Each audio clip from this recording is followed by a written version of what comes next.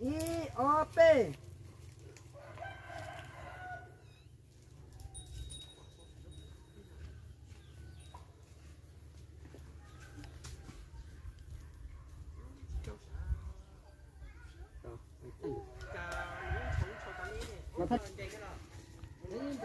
Anh này hay nhớ luôn lại. Nhớ xong à.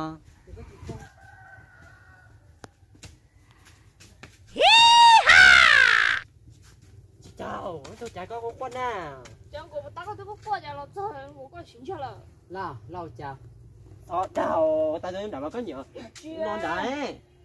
Mà chỉ thêm mà, không gì mà. Cái này nếp ba tôi cũng mà. Ba lại cơ mà.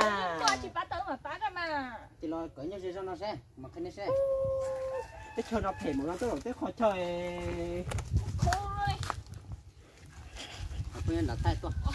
Cái bông. Mà thay chỉ chơi nặng. Nhưng mà bắt tôi cơ mà.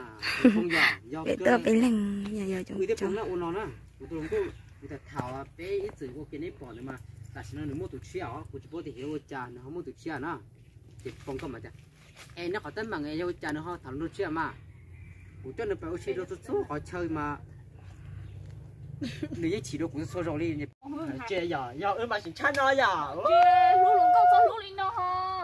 I love you.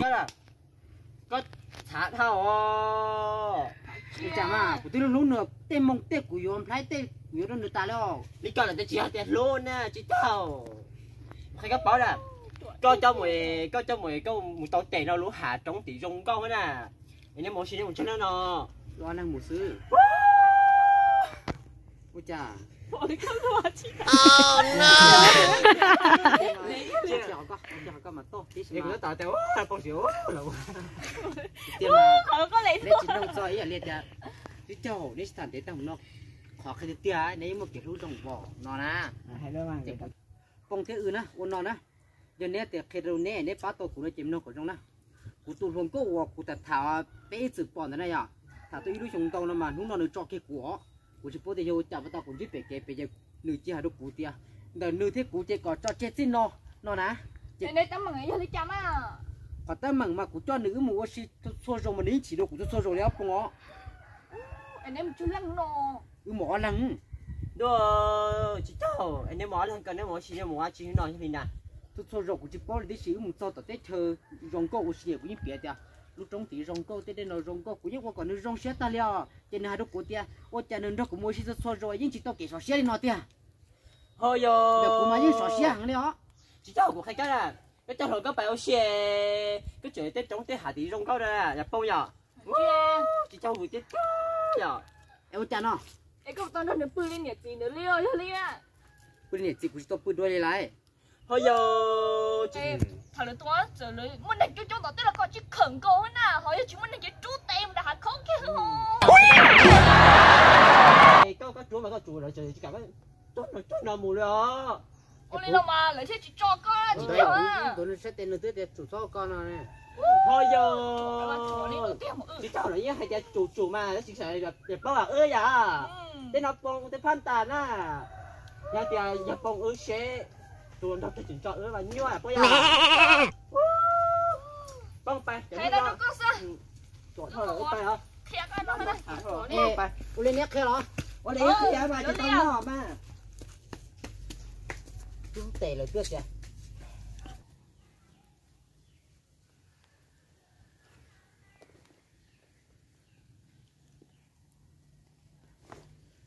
Cô coi chưa? Cô coi chưa? Cô đón đó sao? Đón đó hả? Cô tia cô tua à? Thật gì không nói gì? Cô tua nó có nhau ý trong đấy. Cô một tuổi có này chỉ cũng thế nào? Chưa chán đâu. Thật ra tiền đâu được cũng thế nào? Chưa chán đâu. Nó phải trong thế nào nè? Lúc nào bây giờ hỏi con chùa lo tuổi thì tỏ nè. Ba của cho nên vừa sản phai trời ơi nào luôn đâu. Nhớ sao? Nhớ sao? Cái lúc bên bên chân nè, bỏ nè. Ok. Lúc đây là áp. Xong hết cho. Mong mùa nè. Ba cả là một tỷ tam tôi nói tôi YouTube theo. Ba một tỷ tam này con chúa tôi YouTube nha. Ba là tỷ tam này tôi tí tỏ nó nha. Ok.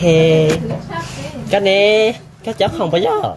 nhưng mà nhớ xong là nó cũng cho không á lấy từ bỏ chơi cho không được tiền tỏ em lấy từ bỏ chơi bán một ai chầu tôi có thể shipไปหมดtôi đến nó không có tôi chưa nè ô hàng rồi à tôi nói nè ủa ya nhà chị chụp qua chả cú lỗ nào rồi chả bắt được tôi chưa lấy hay thế còn là chầu tôi không mà phải thì tạm cho bé tôi nãy em con cho tôi YouTube chỉ tạm thế chưa nè cái này Cái bên chặt nè. cô nhỉ Nó xong hết chờ. Nó. bây giờ to anh Cái này. bây giờ to Cho. to lên cái này to cái tụi tôi mấy phụng cái tụi tôi phát thịt tao phải chiều về lớn nặng kia nữa thì Người ta sẽ ra đó. Ôi trời, đã sao? những số này chụp bây giờ này nó bé tôi muốn thế này rồi chỉ cho từ xíu nữa bao một tí tàn cho con chỗ lâu từ YouTube thế này ạ còn bên nó chỉ cho cái dụ cho nào rồi sẽ còn từ YouTube này